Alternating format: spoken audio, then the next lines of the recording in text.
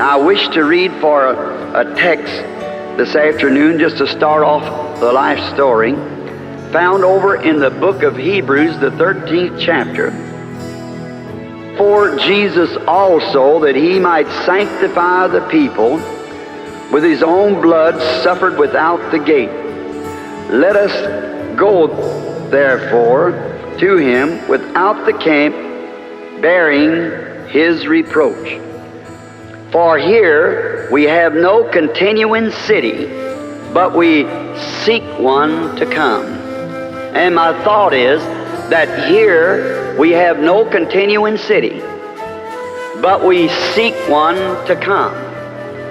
I've stood in Rome, where the great emperors and the cities that they thought they would build immortal, and dig down 20 feet to even find the ruins of it.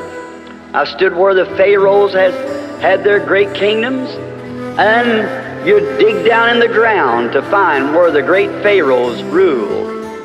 All of us like to think about our city and our place, but remember, it cannot stand. When I was a little boy, I used to go to a great maple tree. This great, gigantic tree, it was the most beautiful tree.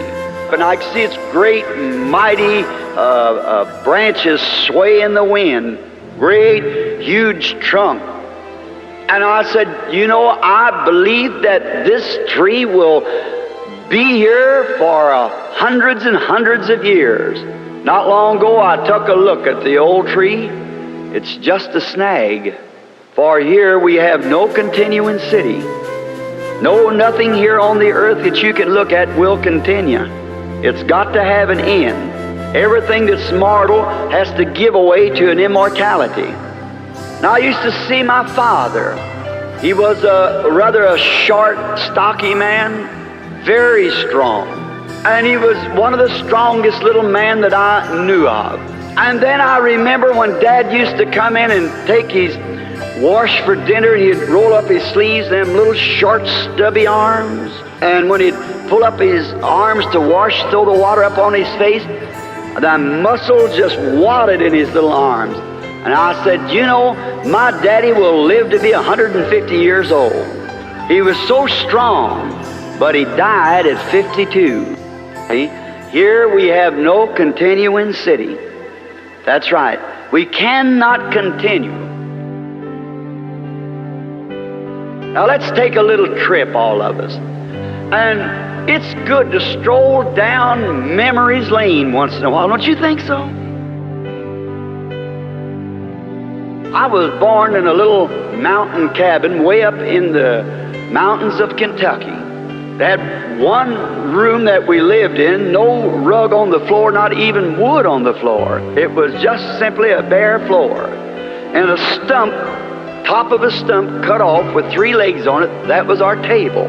And all those little Branhams that pile around there and out on the front of the little old cabin and waller down, looked like where a bunch of possums had been wallering.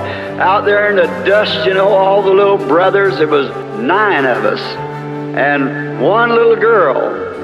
And Mother was 15 years old when I was born. Dad was 18. And I was the first of the 9 children. And they told me that the morning I was born, now we was very poor, just the poorest of poor. And we did not even have a window in this little cabin. It had like a little wooden door that you open. I doubt whether you ever seen anything like that. A little wooden door that opens instead of a window. You keep it open in the daytime, you closed it at night. We couldn't turn on the electric lights or even burn kerosene in those days. We had what you call a grease lamp. And I was born on April the 6th, 1909. Of course, you know that makes me a little over 25 now. And so the morning that I was born, Mother said that they opened up the window. Now, we had no doctors. There was a midwife. And that midwife was my grandmother. And so when I was born and my first beginning to cry, and Mother wanted to see her child, and And when they opened up the little window just at the break of day, about 5 o'clock, and there was an old robin sitting by the side of a little bush. Did you ever hear the legend of the robin, how he got his red breast? There was the King of Kings was dying one day on a cross. And he was suffering and no one would come to him. He had no one to help him. And there was a little brown bird wanted to take them nails out of the cross. And he kept flying into the cross and jerking on those nails. He was too little to pull them out. And he got his little breast all red with blood. Ever since then, his breast has been red. He was sitting at the side of the window, chirping as the robins sing, and Dad pushed back the window. And when they pushed the little window door back, that light that you see in the picture come whirling in the window. Says my mother, and hung over the bed. Grandmother didn't know what to say. Now was not a religious family. And then when they opened this window and this light stood in there, they did not know what to do. Dad had bought him, Mama said, a new pair of overalls for this event. He's standing with his arms in the bib of the old overalls like the woodsmen and loggers used in those days, and it frightened them. Well, after I'd got up maybe 10 days old or something, they'd taken me up to a little Baptist church called Possum Kingdom. And the old preacher came by, and there he offered prayer for me as a little boy. That was my first trip to church. At the year of about something a little over 2 years old, the first vision taking place. Well, they had told around in the mountains there that this light came in, so they tried to figure it up. Some of them said it must have been the sunlight reflecting on a mirror in the house, but there was no mirror in there, and the sun wasn't up. So it was too early at 5 o'clock. And then, they just passed it by, and when it's about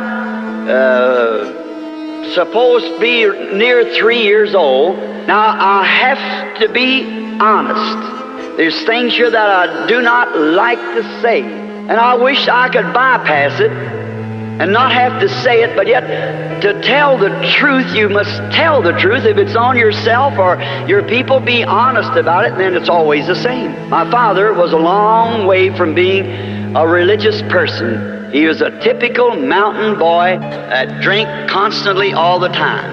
And he had gotten in some trouble in a fight. He could not come back because the law was looking for him. And then when we had heard from him by letter, signed by another name, but that he had told Mother how it would be, that she'd hear from him. And then I remember one day, the spring, this little cabin was just behind the house, and during that time, after there's 11 months difference between me and my next brother, and he was still crawling, and I had a big rock in my hand, and I was trying to show him how hard I could throw this rock. And the old mud where the spring had run out of the ground and made the muddy ground, and I heard a bird, and it was singing up in a tree. And I looked up to that tree, and the bird flew away. And when it did, a voice spoke to me. I know you think I could not think and remember that, but the Lord God who judged the earth and the heavens and all there is knows that I'm telling the truth. That bird, when it flew away, a voice came from where the bird was in the tree like a wind caught in the bush, and it said, "You'll live near a city called New Albany." And I've lived from the time I was 3 years old until this time within 3 miles of New Albany, Indiana. I went in and told my mother about it. Well, she thought I was just dreaming or something.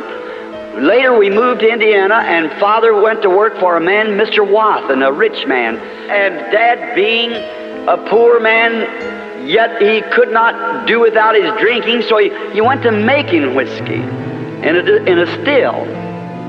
And then it worked a hardship on me. because I was the oldest of the children, I had to come and pack water to this still to keep those coils cool while they were making the whiskey. Then he got to selling it, and then he got 2 or 3 of those stills. Now that's the part I don't like to tell, but it's the truth. And I remember one day from the barn coming up to the house crying because out at the back of the place was a pond. One day packing water from back out at this pump, which was about a city block, I was squalling to who wouldn't have it because I'd come from school and all the boys went out to the pond fishing. I just loved to fish. And so they all got to go fishing but me, and I had to pack water for this still. Of course, that had to be mum is prohibition. And it was such a hardship. And I stopped under this tree, and I was sitting there just squalling. It was in September. Because I wanted to go fishing, I had to pack several tubs of water with little molasses buckets, just about that high, half a gallon, because it's just a little lad of about 7 years old. And I'd pour them in a big tub and then go back and get another 2 buckets and come back pumping it. That's the water we had. And there's going to run off a batch of that corn whiskey that night. These men with Daddy up at the house. And I was crying, and all at once I heard something making a noise like a whirlwind, something like this. Now I hope it isn't too loud, going, just a noise like that. And I heard that noise, and I looked around. It's just as quiet as it is in this room. Not a leaf blowing nowhere, nothing. And I thought, where's that noise coming from? Well, I thought it must be away from here, just a lad, and it got louder and louder. I picked up my little buckets and squalled a couple more times and started up the lane. I was resting, and I got just a few feet from that, out from under the branches of this big tree, and oh my, it made a whirl sounding. Well, I started up the lane again, and I turned to look at this again. And when it did, a human voice, just as audible as mine is, said, don't you never drink, smoke, or defile your body in any way. There'll be a work for you to do when you get older. Well, like this scared me to death. You can imagine how a little fella felt. I dropped those buckets and home I went just as hard as I could go, screaming the top of my voice, and there was copperheads in that country, snakes, and they're very poisonous. Mother thought, coming alongside the garden, I'd perhaps got my foot on a copperhead, and she ran to meet me, and I jumped up in her arms, screaming, hugging her, kissing her, and she said, what's the matter? Did you get snake bit? Looked me all over. I said, no, Mama, there's a man in that tree down there. Told me not to drink and not to smoke. Drink whiskeys and things, and I was packing water to a moonshine still right then. And he said, don't you never drink or defile your body in any way. That's immoral, and my child, young manhood with women. And to my best, I have never one time been guilty of such. The Lord help me of those things, and as you go along, you'll find out. So then, don't drink or don't smoke or do not defile your body, for there will be a work for you to do when you get older. And then sometime about a month after that, I was playing marbles out with my little brothers out in the front yard, and all at once I had a strange feeling come on me. And I stopped and sat down on the side of the tree, and we were right up on the bank from the Ohio River. And I looked down towards Jeffersonville, and I seen a bridge rise up and go across the river, span the river, and I seen 16 men, I counted them, had dropped off of there and lost their lives on that bridge. I run in real quick and told my mother, and she thought I went to sleep, but they kept it in mind. And 22 years, the man, the municipal bridge, now it's many of you cross when you cross there, crossed the river at the same place, and 16 men lost their lives building that bridge across the river. It's never failed to be perfectly true. As you see it here in the auditorium, it's been that way all the time. Then I remember coming on up, I got to be a young man. When I got to be a young man, I had ideas like all young men. Going to school, I found them little girls, I was real bashful, and I finally got me a little girlfriend. And another little boy, we were buddies, so he got his daddy's old Model T Ford, and we got a date with our girls, and we was going to take them out. Right. And so I had a few nickels in my pocket, and we stopped at a little place and you could get a ham sandwich for a nickel. And so, I was rich. I could buy 4 of them, see? And after we'd eat the sandwiches and drink the Coke, I started taking the bottles back. And to my surprise, when I come out, women had just started falling from grace at that time, or from womanhood. My little dove was smoking a cigarette. Well, I've always had my opinion of a woman that would smoke a cigarette, and I haven't changed it one bit from that time on. That's right. It's the lowest thing she can do. Well, when I seen that pretty little girl just acting smart, this cigarette in her hand, that like to kill me, because I really thought I loved her.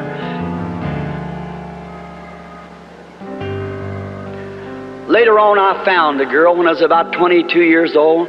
She was a darling. She was a girl that went to church, German Lutheran.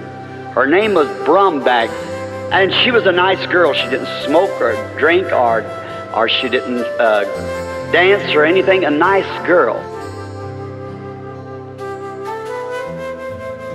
So when we got married, we didn't have nothing to go housekeeping. I think I had $2 or $3. So we rented a house. It cost us $4 a month. It was a little old 2-room place. We set up housekeeping. I remember taking and painting a shamrock on the chairs when I painted them. And, we were happy. We had one another, so that's all necessary. God, by His mercy and His goodness, was the happiest little couple could be on the earth. I found this, that happiness does not consist of how much of the world's good you own, but how contented you are with the portion that's allotted to you. And after a while, God came down and blessed our little home. We had a little boy. His name was Billy Paul. And a little later from that, about 11 months, He blessed us again with a little girl called Sharon Rose, taken from the word of the Rose of Sharon.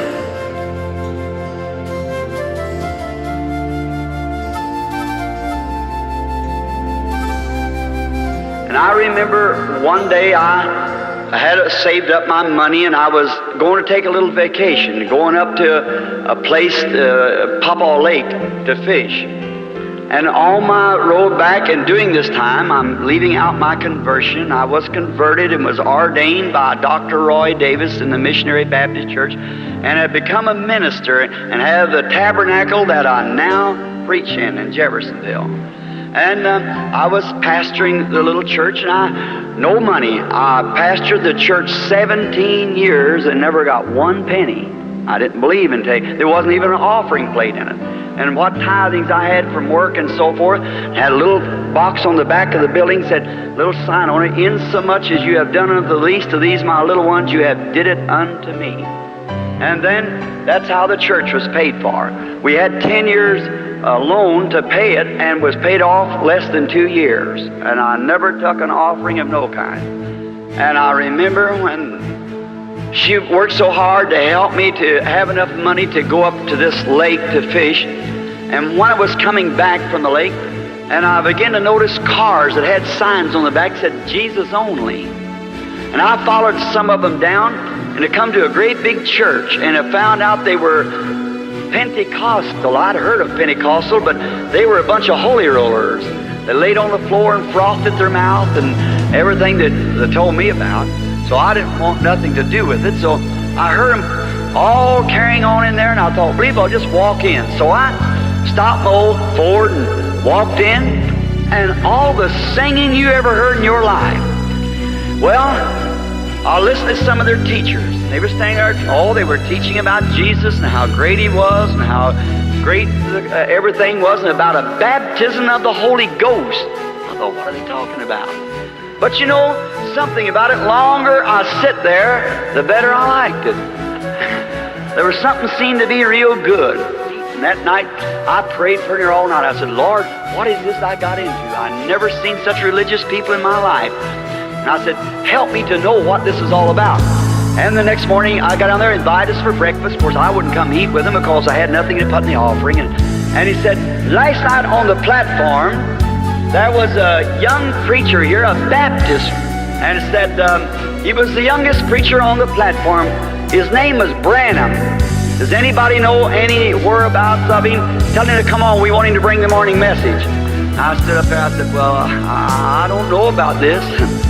I was fumbling real nervous, you know, and I got over here around Luke 16, and I thought, and I got on the subject, and he lifted up his eyes in hell and cried. Then I cried.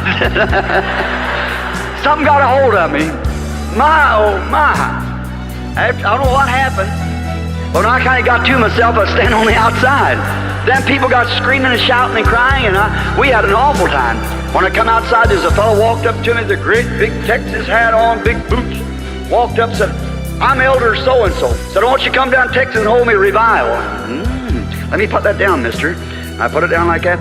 Here come a fellow up with one of these little kind of a golf trousers on, where he used to play golf, you know, they had them little blouse pants. He said, I'm Elder so-and-so from Miami. I'd like to... Oh, all right, so I grabbed these things, and home I went. Wife met me, and she said, why you sound so happy about Billy? I said, oh, I met the cream of the crop. My, it's the best you ever seen. Them people ain't ashamed of their religion, and oh, I told her all about it. And I said, and looky here, honey, a whole string of invitations. Them people. He said, they're not holy rollers, are they? I said, I don't know what kind of rollers they are, but they got something that I needed. Never heard such in my life. I said, will you go with me? She said, honey, when I married you, I would stick with you until death shall separate us. She said, I'll go. She said, I will tell the folks. And so Miss Brumback asked for me to come up. Well, she said, what's this you're talking about? She said, the very idea. Do you think you'd drag my daughter out amongst stuff like that? Said, ridiculous. That's nothing but trash that the other churches have thrown out. I said, but you know, Miss Brumback, down in my heart, I feel that the Lord wants me to go with them people. She said, you go back up to your church until they're able to afford a parsonage for you and act like a man's got some sense. Said, you're not taking my daughter out through there. I said, yes, ma'am. I turned around, walked out, and Hope started crying. She came out, she said, Billy, regardless of what Mama says, I'll stay with you.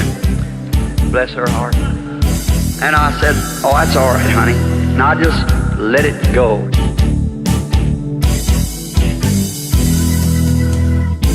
She wouldn't let her daughter go with such people as that because it wasn't nothing but trash. And so I just kind of let it go. It was the worst mistake I ever made in my life. One of the worst.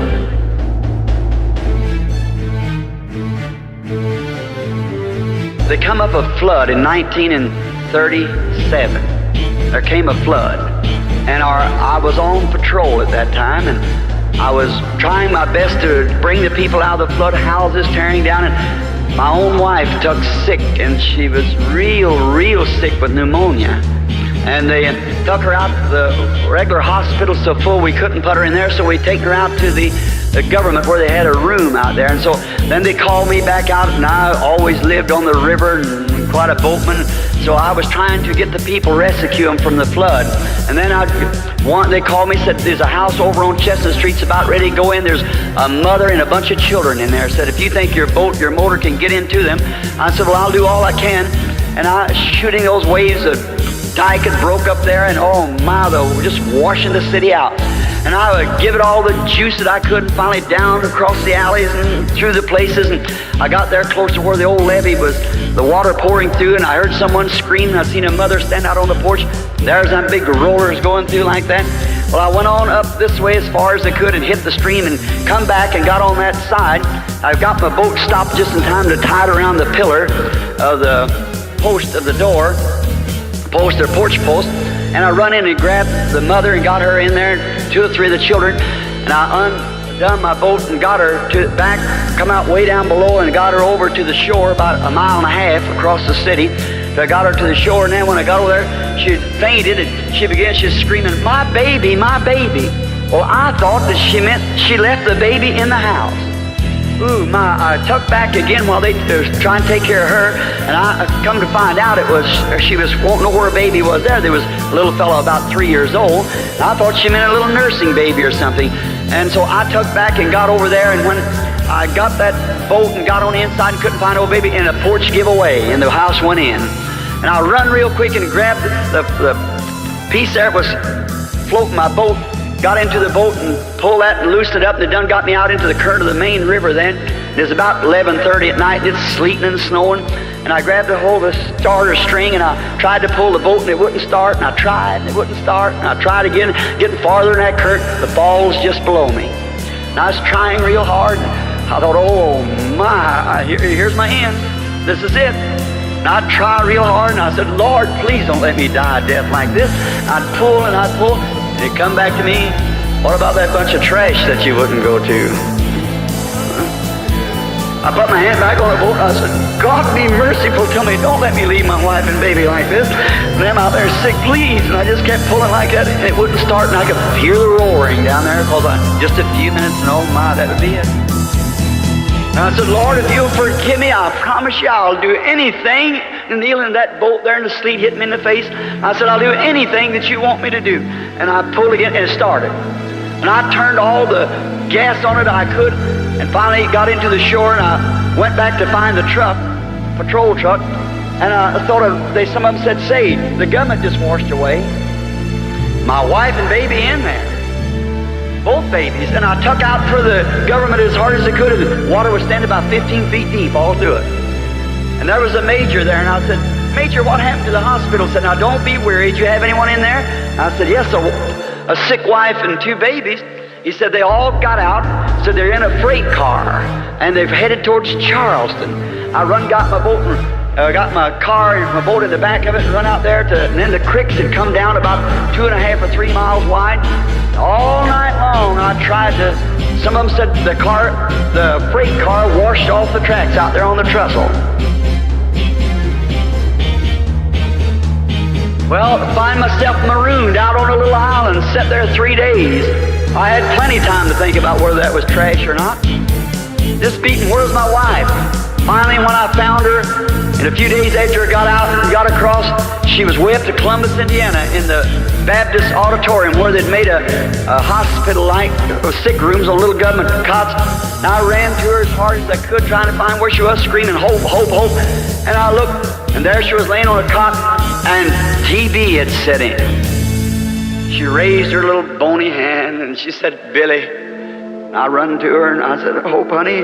She said, I look awful, don't I? I said, no, honey, you look all right. For about 6 months, we worked with everything that was in us to try to save her life, but she kept getting lower, lower.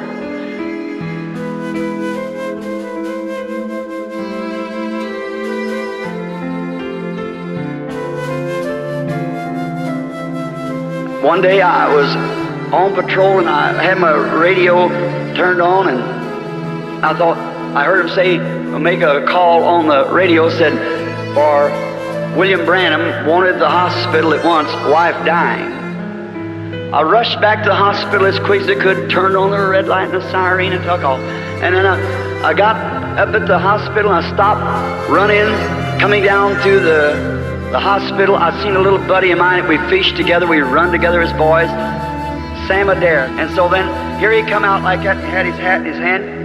He looked at me and he just started crying. And I run up to him, throw my arms around him, he put his arms around me, he said, Billy, she's going. He said, I'm sorry, I've done all I could do, I've had specialists and everything. I said, Sam, surely she's not going. He said, yeah, she's going. And he said, don't go in there, Bill. And I said, I've got to go in, Sam. He said, don't do it, please don't. I said, let me go in. He said, I'll go with you. I said, no, you stay out here. I want to stay with her in her last minute. I walked into the room, and the nurse was sitting there, and she was crying because she and Hope was schoolmates together. And so I looked over, and she started crying, put her hand up, started walking over. I looked over and shook her. There she was. She went down from about 120 pounds to about 60. And I shook her. And if I live to be 100 years old, I'll never forget what happened. She turned over, and those great, big, pretty eyes looked up at me. She smiled. She said, why did you call me back, Billy? I said, honey, I just got the cast. I had to work. We was way in debt and hundreds of dollars a doctor bill and nothing to pay it with, and I just had to work. And I'd seen her 2 or 3 times a day, and every night. And then when she was in that condition, I said, What do you mean call you back? She said, Bill, you've preached about it, you've talked about it, but you don't have no idea what it is. I said, what are you talking about? She said, heaven. She said, look, she said, I was being escorted home by some people's man or women or something that was dressed in white. And she said, I was at ease and peace. She said, big pretty birds flying from tree to tree. She said, don't think I'm beside myself. She said, Billy, I'm going to tell you our mistake. She said, sit down. I didn't. I knelt down. Took her hand. She said, you know where our mistake is? And I said, yes, sweetheart, I do. She said, we should have never listened to Mama. Them people were right. I said, I know it. She said, promise me this, that you'll go to those people. Said, because they're right. And she said, raise my children like that. And she said, I want to tell you something. She said, I'm dying. I said, I don't dread going. Said, it's beautiful. She said, the only thing I hate to leave you, Bill. And I know you got these 2 little children to raise. She said, promise me that you'll not stay single and let my children be pulled about from pillar to post. That's a sensible thing for a 21-year-old mother. And I said, I can't promise that, Hope. She said, please promise me. Said, one thing I want to tell you. Said, you remember that rifle? I'm just crazy about guns. And she said, you wanted to buy that rifle that day and you didn't have enough money to make the down payment? I said, yes. She said, I've been saving my money, my nickels, to try to make that down payment on that rifle for you. She said, now when this is over and you go back home, look up on the duofold, or the folding bed, under that piece of paper on top, and you'll find the money there. She said, promise me that you'll buy that rifle. You don't know how I felt when I seen that $1.75 in nickels laying there. I got the rifle. And she said, now don't live single. And she said, she didn't know that what was fixing to happen in a few hours, man. And I held her darling hands while the angels of God packed her away. I went home. I didn't know what to do.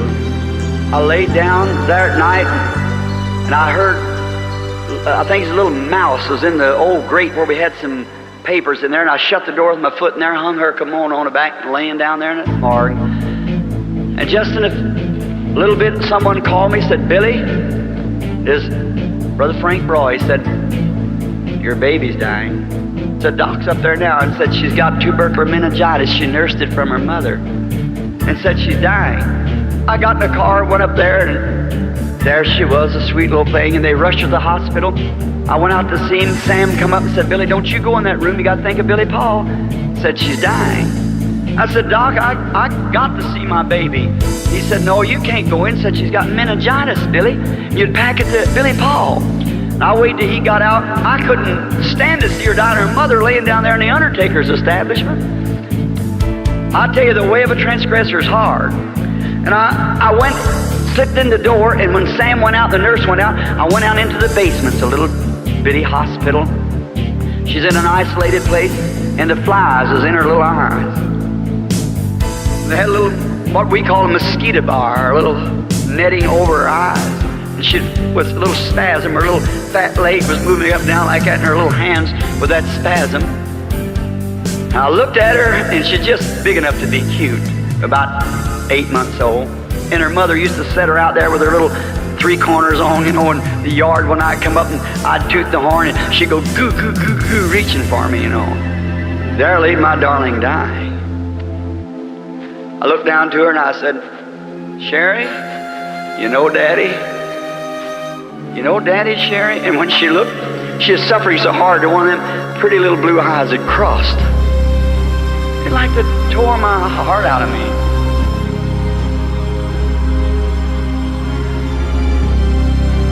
I knelt down, I said, Lord, what have I done?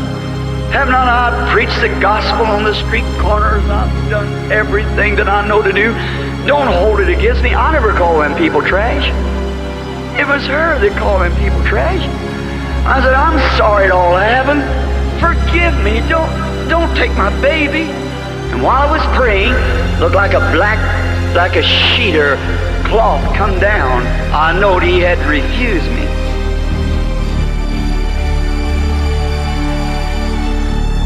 Now there was the hardest and the most treacherous time of my life. When I raised up and looked at her, and I thought, Satan put in my mind, well, you mean as hard as you've preached and the way that you've lived, and now when it comes to your own baby, he'll turn you down. I said, that's right. If he can't save my baby, then I can't. I stopped. I just didn't know what to do. And then I said this, I said, Lord, you gave her to me and you taken her away. Blessed be the name of the Lord. If you take even me, I'll still love you. And I put my hand over on her and I said, bless you, sweetheart. Daddy wanted to raise you with all my heart. I wanted to raise you and raise you to love the Lord. But the angels are coming for you, sweetheart. Daddy will take your little body down and lay it on the arms of Mama. I'll bury you with her. Someday, Daddy will meet you. You just wait up there with Mama. When her mother was dying, she said, last word she said, Bill, stay on the field. I said, if I'm on the field when he comes, I'll get the kids and meet. If I'm not, I'll be buried by you. And you go over on the right-hand side of the great gate, and when you see all of them come in, stand there and start hollering, Bill, Bill, Bill, just as loud as you can. I'll meet you there. I kissed her goodbye. I'm on the battlefield today. That's been nearly 20 years ago. I got my date with my wife. I'm going to meet her. I took the little baby when it died and put it on the arms of the mother, and we take it out to the cemetery. And I stood there to hear Brother Smith, the Methodist preacher that preached the funeral, ashes to ashes and dust to dust. And I thought, heart to heart, there she went. Not long after that, I took little Billy there one morning. He's just a little bitty feller. He said something there like to kill me one afternoon. He was crying. It was long, late in the evening, and I was patting him on my back like that, or patting him on my shoulder, and patting him like this. He said, Daddy, please go get Mama and bring her here. And I said, honey, I can't get Mama. Jesus said, well, tell Jesus to send me my Mama. I want her. I said, well, honey, I mean you go see her sometime. And he stopped and said, Daddy. And I said, yeah. He said, I see Mama up there on that cloud. Like to kill me. I thought, I see Mama up there on that cloud. I just almost fainted. I hugged the little fella up to my bosom like that, just held my head down. Went on in. Days passed. I couldn't forget it. I tried to work, couldn't go back home. It wasn't home no more. I wanted to stay. We didn't have nothing but that old tore up furniture, but it was something that she and I had enjoyed together. It was home.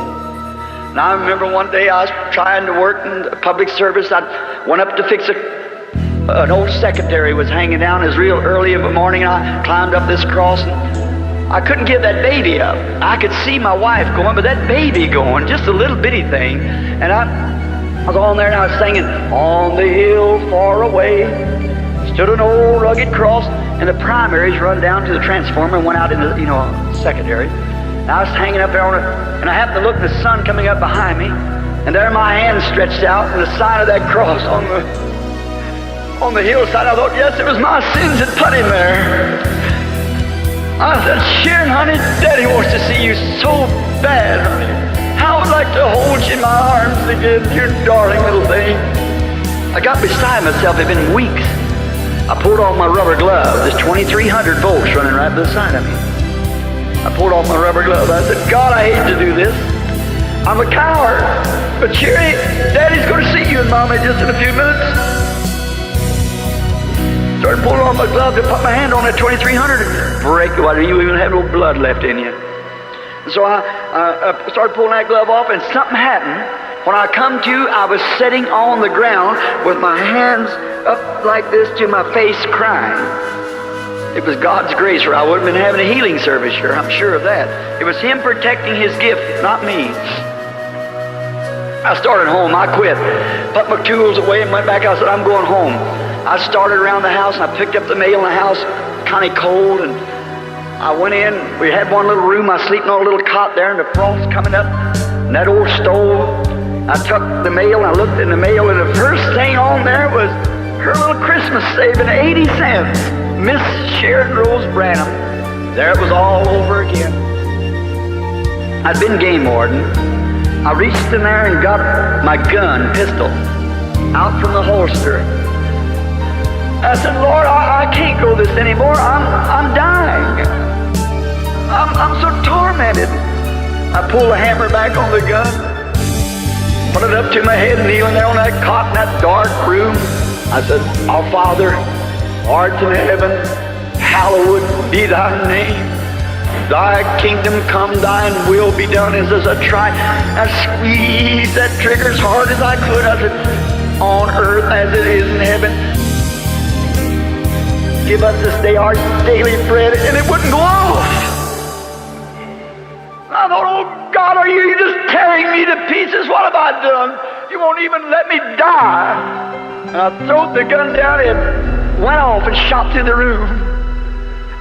I said, God, why can't I die and get out of it? I just can't go no farther. You've got to do something to me. And I fell over and started crying on my little old dirty bunk there. And I must have went to sleep. I don't know whether it was asleep or what happened. And I thought I was going down along through the prairie, singing that song. There's a wheel on the wagon that's broken, sign on the ranch for sale. As I went along, I noticed an old covered wagon, like a little prairie schooner, and the wheel was broke. Of course, that represented my broken family. And as I got close, I looked, and there stood a real pretty young girl, about 20 years old, white flowing hair and blue eyes, dressed in white. I looked over at her. I said, how do you do? Went on. She said, hello, Dad. And I turned back and I said, Dad? Why, I said, how, miss, can I be your daddy when you're as old as I am? She said, Daddy, you just don't know where you're at. And I said, well, what do you mean? She said, this is heaven. Said, on earth I was your little Sharon. Well, I said, honey, you was just a little baby. Said, Daddy, little babies are not little babies. Sure, they're immortal. They never get old or never grow. And I said, oh, Sharon, honey, you're a pretty young woman. She said, Mama's waiting for you. And I said, where? She said, up at your new home. And I said, new home? Branhams are vagabonds. They don't have homes. They just... And I said, well, I never had a home, honey. She said, but you got one up here, Daddy. I don't mean to be a baby, but it's just so real to me. As I start to thinking of it, it all comes back again. She said, you got one here, Daddy. I know I got one over there. Someday I'll go to it. She said, where's Billy Paul, my brother?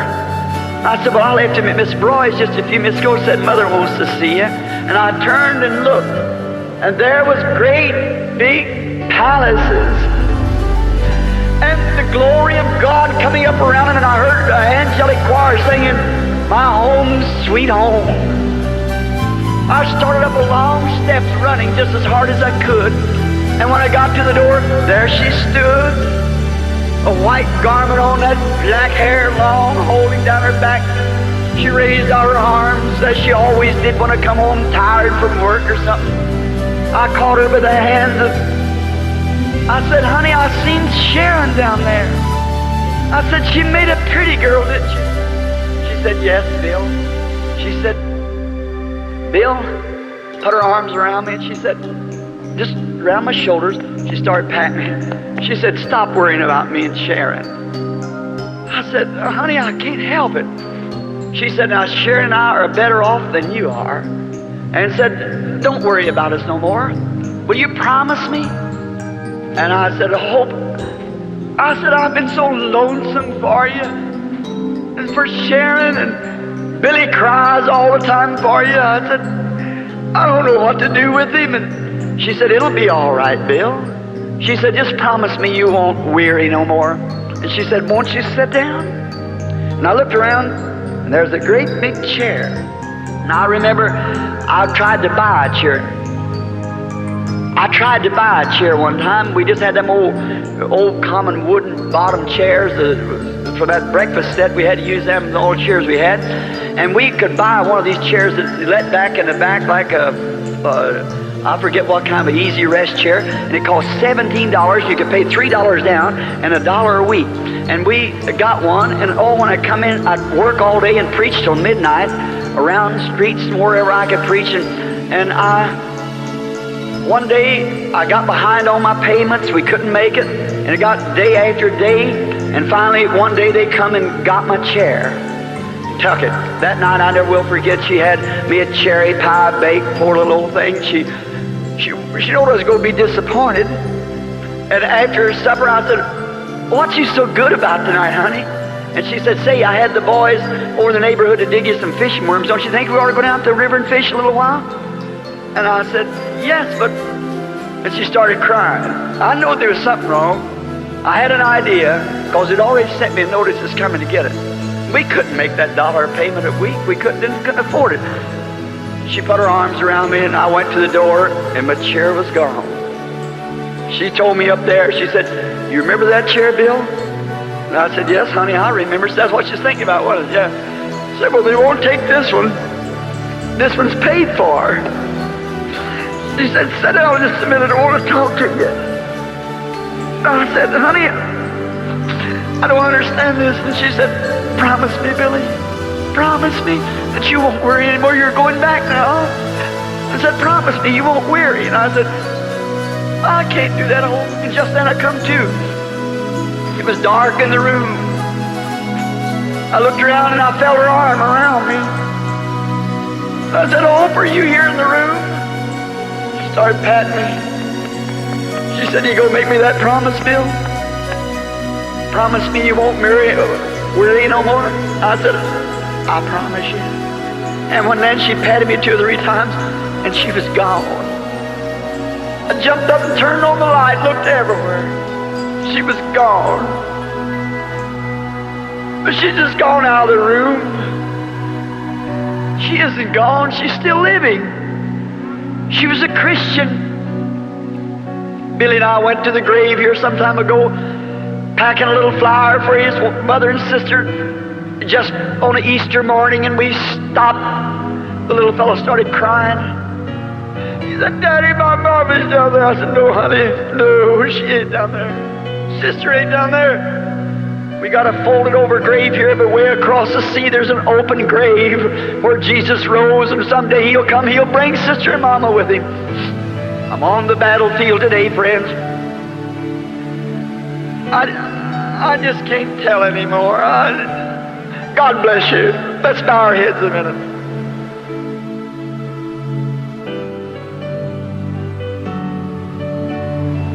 Oh, Lord. Many times, Lord, I'm sure people don't understand when they think these things come easy. But there's a great day coming when Jesus shall come and all these sorrows will be wiped away.